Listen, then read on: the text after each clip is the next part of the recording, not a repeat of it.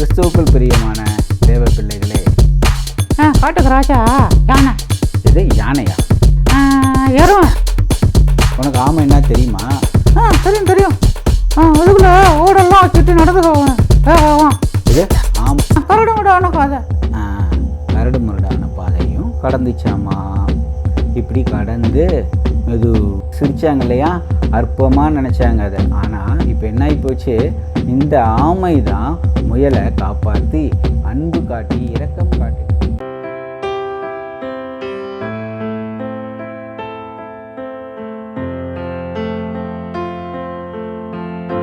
கிறிஸ்துவுக்குள் பிரியமான தேவ பிள்ளைகளே, மீண்டும் உங்களை சந்திப்பதில் மிக்க மகிழ்ச்சி. லூக்கா சுவிசேஷம் 18வது அதிகாரம் 16வது வசனம் இவ்வாறாய் சொல்லுகிறது.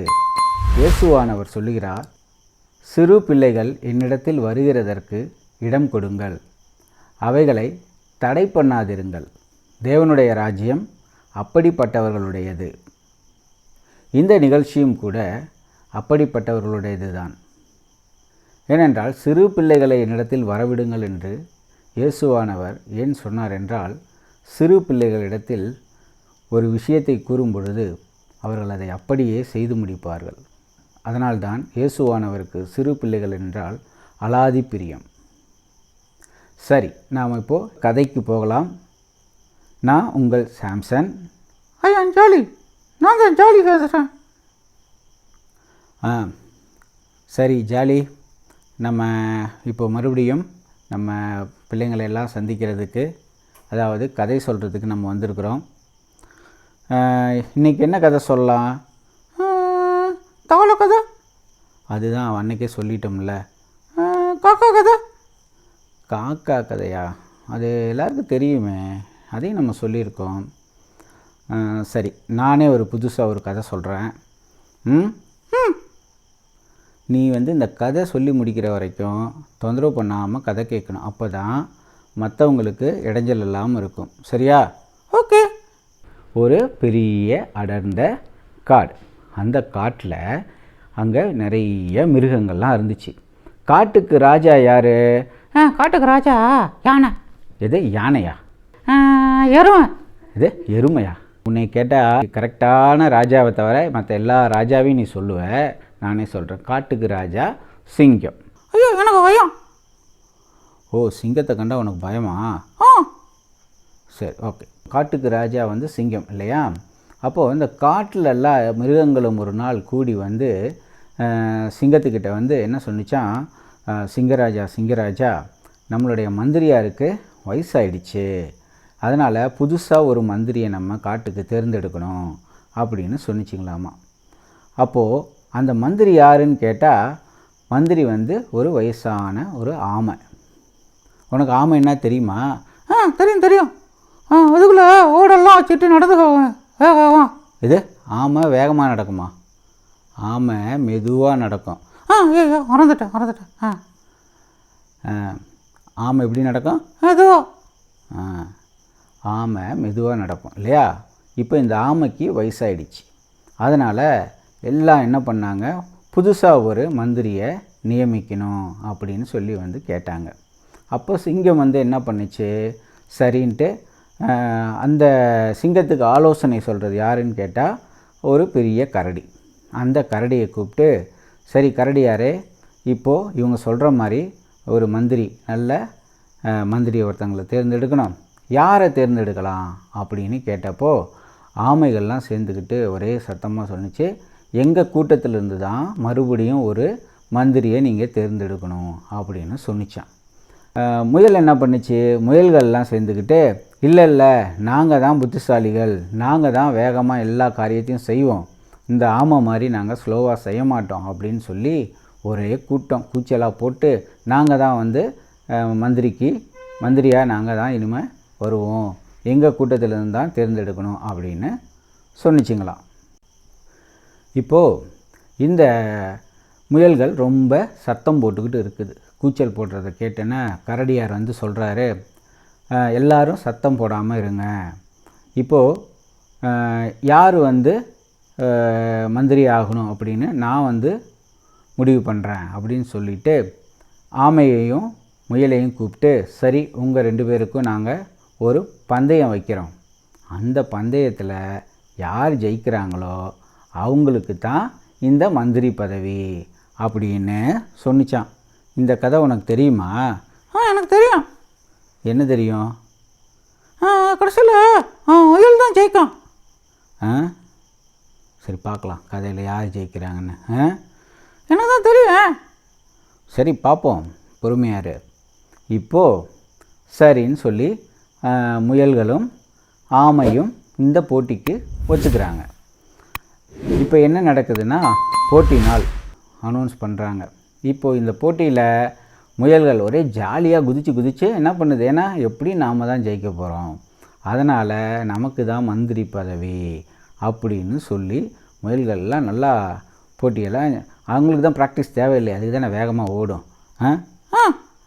இப்போது ஆமைகள் எல்லாம் கூடி பேசி என்ன பண்ணுச்சு, ஒரு இளமையான புத்திசாலியான ஒரு ஆமையை தேர்ந்தெடுத்தாங்க. இப்போது அந்த ஆமைகளும் இந்த முயல்களும் போட்டி நாள் அன்னைக்கு ஒன்றா கூடி வந்திருந்தாங்க. இப்போது போட்டி நாள் வந்தாச்சு. போட்டி நாள் அன்னைக்கு என்ன பண்ணாங்க, கரடி வந்து என்ன சொன்னிச்சு, கரடி என்ன சொன்னிச்சு, கரடி வந்து 1 2 3 1 2 3 சொன்னிச்சா? 1 2 3 எங்கே என்ன சொல்லவே இல்லையே. சரி, இப்போ போட்டி நாள் வந்துச்சா? போட்டி நாள் வந்தோடனே கரடி என்ன சொன்னிச்சு, இந்த போட்டியில் கலந்துக்க போகிற ஆமை இங்கே வந்து நில்லுங்க, முயல் இங்கே வந்து நில்லுங்கன்னு சொன்னிச்சு. உடனே ஆமை வந்து மெதுவாக ஊர்ந்து வந்து நின்றுச்சு. முயல் ஒரே தாவில் தாவி வந்து ஜம்ப் பண்ணி வந்து அந்த இடத்துல நின்றுச்சு. இப்போது போட்டியோட விதிமுறை நான் சொல்ல போகிறேன் அப்படின்னு கரடி சொல்ல ஆரம்பிச்சுது. என்னென்னா, 1 கிலோமீட்டருக்கு பாதையெல்லாம் நல்லா இருக்கும், அப்புறம் அடுத்த 1 கிலோமீட்டருக்கு சேரும் சகதியுமாக இருக்கும், அடுத்த 1 கிலோமீட்டருக்கு பார்த்திங்கன்னா கரடு முருடாக இருக்கும், அதுக்கப்புறம் பார்த்திங்கன்னா ஆறுகள் குறுக்க வரும், அந்த ஆறுகளை தாண்டி யார் முதல்ல வராங்களோ அவங்களுக்கு தான் மந்திரி பதவி அப்படின்னு இந்த கரடி சொல்லிடுச்சு. இப்போது இதை கேட்டோன்னே முயலுக்கு கொஞ்சம் ஷாக் ஆச்சு. ஏன்னா பாதையெல்லாம் ஓடிடும், ஆனால் ஆறுகள் வந்துச்சுன்னா எப்படி இது தாண்டும், அதனால் யோசிச்சுக்கிட்டு இந்த எப்படி பண்ணலான்னு யோசிச்சான். ஆமைகளுக்கு ஒரே சந்தோஷமாயிடுச்சு. ஆனால் என்ன, யார் இவ்வளோ சீக்கிரமாக எப்படி போய் அங்கே சேர்றதுன்னு. சரி, இருந்தாலும் ஆமை என்ன பண்ணுச்சு, முயற்சியை தளர விடாமல் போட்டிக்கு தயாராகிடுச்சு. புரியுதா? இது நீ சொல்கிற மாதிரி கதையா, இல்லை நீ உனக்கு தெரிஞ்ச கதையா இது? இல்லையே, இது கொஞ்சம் வேறு ஆறு இருக்குது. சொல்லுங்கள் கேட்கும். இப்போது என்னாச்சுன்னா, முயல்கள் எல்லாம் கூடி சரி ஆறு வந்தால் என்ன பண்ணுறது, அப்போது அதுக்காக ஒரு பெரிய குச்சியை ஒன்று எடுத்துக்கிட்டு நீ ஓடு அப்படின்னு சொல்லி ஒரு ஐடியா கொடுத்துச்சு. போட்டிக்கு வந்து எல்லாம் தயாராகிட்டாங்க. இதை பார்த்த உடனே கரடி, இப்போ நான் என்ன பண்ண போகிறேன், நான் 1 2 3 சொல்ல போகிறேன் அப்படின்னு சொன்னிச்சான். எப்படி சொன்னிச்சான்? 1 2 3 அப்படின்னு சொன்னிச்சான். இதை கேட்டோடனே ரெண்டும் என்ன பண்ணிச்சு, வேக வேகமாக முயலும் ஆமையும் போட்டியில் ஓட ஆரம்பிச்சிச்சு. இப்போ என்ன ஆகிப்போச்சு, முயல் ஜங்கு ஜங்கு ஜங்கு ஜங்கு ஜங்குன்னு குதித்து வேகமாக போய் அந்த 1 கிலோமீட்டர் நல்ல பாதையை கடந்து, அப்புறம் 1 கிலோமீட்டர் இந்த சகதியான பாதையை கடந்து, அதுக்கப்புறம் அந்த கரடு முரடான பாதையெல்லாம் கடந்து முயல் வேக வேக வேகமாக ஓடி போயிடுச்சு. இப்படி இந்த முயல் வேக வேக வேகமாக ஓடி போய் இந்த பாதைகள் எல்லாம் கடந்து இப்போ வந்து ஆற்றுக்கிட்ட போயிடுச்சு. அங்கே பார்த்தா ஒரு ஆறு வருது, அங்கே ஆற்றுல தண்ணி நிறையா ஓடிக்கிட்டு இருக்குது. சரியா? இந்த ஆமை என்ன பண்ணுச்சு, ஆமை எப்படி நடக்குமா, அதுவும் நடக்கும். அப்படி மெதுவாக நடந்து அந்த 1 கிலோமீட்டர் பாதையை கடந்துச்சான்.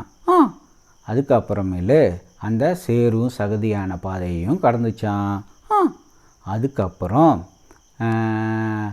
கரடு முரடான பாதை, கரடு முரடான பாதையும் கடந்துச்சாமா.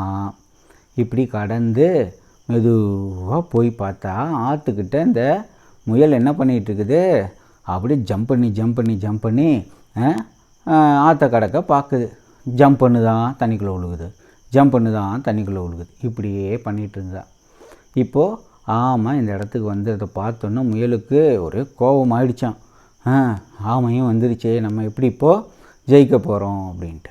ஆமை முயலை பார்த்து கேட்டுச்சான், ஏன் நீ இன்னும் போலியா ஆற்ற கடந்து என்னென்ன? முயல் சொன்னிச்சான், அதோ போயிட போகிறேன் அப்படின்னு சொல்லிவிட்டு அந்த குச்சியை தூக்கி போட்டு குச்சி மேலே ஏறி உட்காந்து அப்படியே போச்சாமா. இப்போ என்ன ஆகி போச்சு, அந்த ஆற்றுல தண்ணி நிறையா போகிறதுனால அந்த குச்சியில் முயலோடு சேர்த்து அடிச்சுக்கிட்டு போக ஆரம்பிச்சிருச்சு. உடனே என்ன பண்ணுச்சு, இந்த ஆமை டங்குன்னு குதிச்சு அந்த குச்சியை வாயில் கவுங் அப்படி கவிடுச்சான். எப்படி ஆவுன்னு கவிடுச்சான் இல்லையா? இப்போ கவுனோன்னா என்னாச்சு, அந்த குச்சி அப்படியே குச்சியிலேயும் முயலும் அப்படியே என்ன பண்ணுச்சு, தண்ணியிலே மிதக்குதுங்களாம். உடனே இந்த ஆமை அப்படியே கவிட்டு அப்படியே நீச்சல் அடிச்சுட்டு போய் அந்த கரையில் இறக்குச்சான். முயல் வேக வேகமாக டங்கு டங்கு டங்கு டங்குன்னு ஓட ஆரம்பிச்சிருச்சான். எப்படி ஓடிச்சு, டங்கு டங்கு டங்கு டங்கு டங்குன்னு ஓடிச்சான். முயல் வந்து என்ன பண்ணுச்சு, ஆமையை விட்டுட்டு வேக வேகமாக ஓடிச்சு. மறுபடியும் ஆமை என்ன பண்ணுச்சு, மெதுவாக அப்படியே நடந்து நடந்து நடந்து நடந்து போனால் அங்கே இன்னொரு ஆறு வந்துச்சான். இப்போது முயலுக்கு ஆமையை பார்த்தோன்னே ஒரே வெக்கமாக போயிடுச்சான், அசிங்கமாக போயிடுச்சான். அப்படியே பார்த்து முழிச்சுக்கிட்டு நின்று தான். இப்போது ஆமை மறுபடியும் மெதுவாக போய், என்ன முயலே மறுபடியும் ஆற்று தாண்டவனால முடியலையா அப்படின்னு கேட்டுச்சான். இப்போது முயல் என்ன பண்ணிச்சான், ரொம்ப வெக்கமாக போயிடுச்சு, அதுக்கு அசிங்கமாக போச்சு. ஏன்னா போன தடவை ஆமை காப்பாற்றிச்சில்ல, அதை விட்டுட்டு ஓடி வந்துடுச்சில்ல, அதனால் முயலுக்கு ஆமைகிட்ட பதில் சொல்கிறதுக்கு வார்த்தையே வரலையாம். இப்போ என்ன பண்ணிச்சு, 2 கையாலையும் அது அப்படியே மூஞ்சை மூடிக்கிட்டு இப்படி தான் மூடிக்கிட்டு என்னை மன்னிச்சிரு ஆமை, நான் வந்து உன்னை தெரியாமல் நான் இந்த மாதிரி உன்னை விட்டுட்டு வந்துட்டேன் அப்படின்னு சொன்னிச்சான். உடனே ஆமை என்ன சொன்னிச்சான், சரி கவலைப்படாத, வா நம்ம 2 பேரும் சேர்ந்தே வந்து இந்த ஆற்றை கடக்கலான்னு சொல்லி இந்த ஆமை என்ன பண்ணிச்சான், நம்ம முயலை தூக்கி முதுகில் உட்கார வச்சுக்கிட்டு அப்படியே நீச்சல் அடிச்சுட்டு வந்து இங்கே சேர்ந்துச்சான். சரி, இப்போது இந்த பக்கத்தில் எல்லாம் என்ன பண்ணுறாங்க அப்படின்னு பார்த்தா, போட்டி எல்லோரும் அப்படியே பரபரப்பாக உட்காந்துட்டு இருக்கிறாங்க. யாரெல்லாம், கரடி, சிங்கம், புலி, எருமை எல்லோரும் உட்காந்துருக்காங்க இல்லையா? எப்படி ஆர்வமாக உட்காந்துருந்தாங்களா, யார் ஜெயிக்க போகிறாங்கன்னு பார்க்க. நீ சொன்னிய யார் ஜெயிப்பாங்கன்னு? நான் முயல் தான் ஜெயிப்பாங்கன்னு சொன்னேன். இப்போ யார் ஜெயிப்பா? இப்போ முயல் தான் ஜெயிக்கான். ஓ, முயல் தான் ஜெயிக்குமா? சரி பார்ப்போம். இப்போது அந்த இடத்துக்கிட்ட பார்த்தா 2 பேரும் ஆமையோட முதுகில் முயல் உட்காந்துக்கிட்டு 2 பேரும் மெதுவாக வராங்களாம். அதுக்கு முயல் அங்கே சொன்னிச்சாமா, நண்பா பார்த்து மெதுவாக போ, உனக்கு காலெல்லாம் வலிக்கும் அப்படின்னுச்சான். உடனே அதுக்கு ஆமை சொன்னிச்சான், கவலைப்படாத நண்பா, நான் உன்னை பத்திரமா கொண்டு போய் சேர்த்துருவேன் அப்படின்னு ஒரே நட்பு மழை 2 பேரும் பொழிஞ்சிக்கிட்டு பேசிக்கிட்டு வராங்களாம். இங்கே முயலோட கூட்டமும் ஆமையோட கூட்டமும் இங்கே அடிச்சுக்கிட்டு சண்டை போட்டுக்கிட்டு இருக்கிறாங்க. இவங்க 2 பேரும் நண்பா நண்பான்னு பேசி ரொம்ப பாச மழை பொழிஞ்சிக்கிட்டு வந்துட்டுருக்குறாங்க.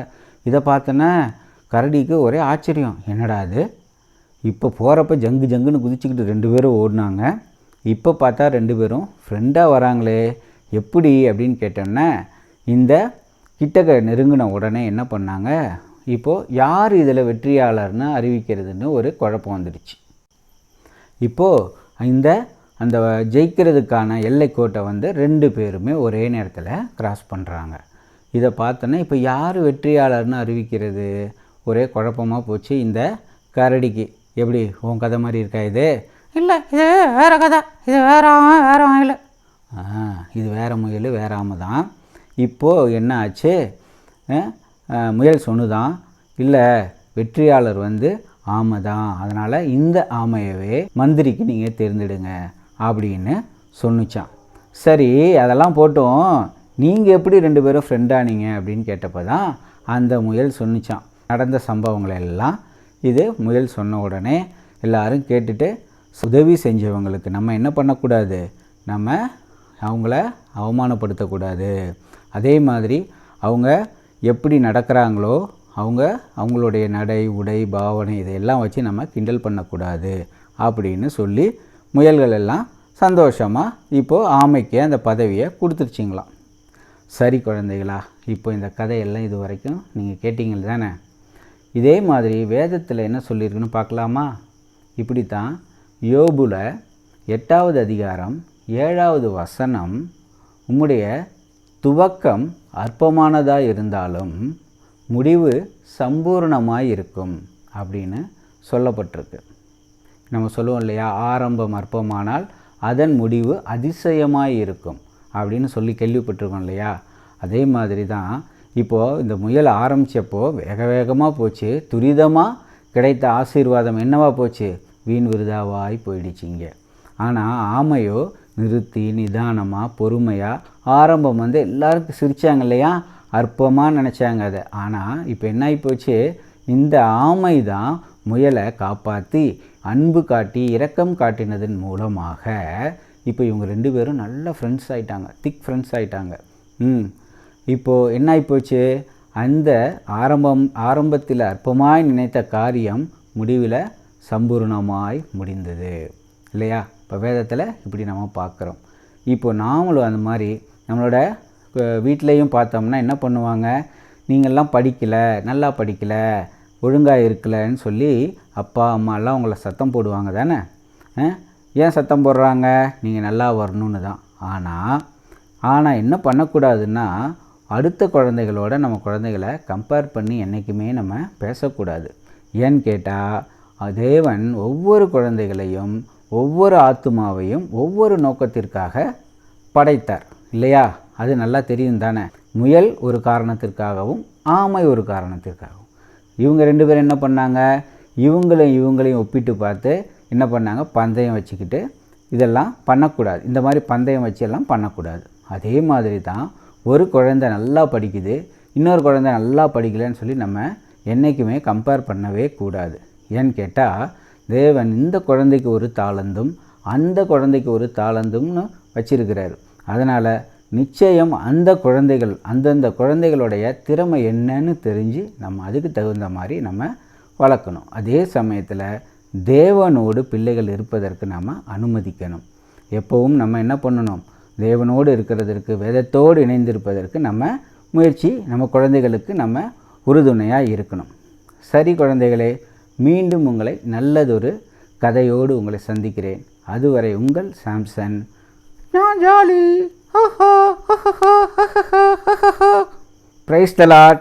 ஹல்லேலூயா.